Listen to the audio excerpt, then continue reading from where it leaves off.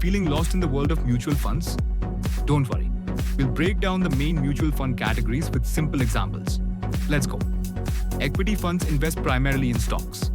They're ideal for long-term investors looking for higher growth. Debt funds invest in fixed income securities like bonds or treasury bills. They offer more stability with lower risk.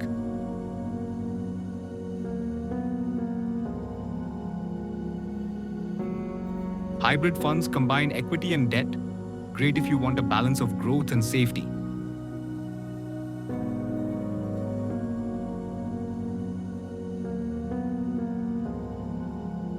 Other specialized categories include international funds, gold funds, REITs, real estate-based mutual funds, sector thematic funds.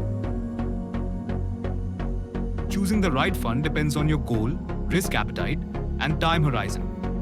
There's no one-size-fits-all. Pick what matches your journey. Mutual funds made simple. Hit like, share with a friend, and follow for more financial wisdom.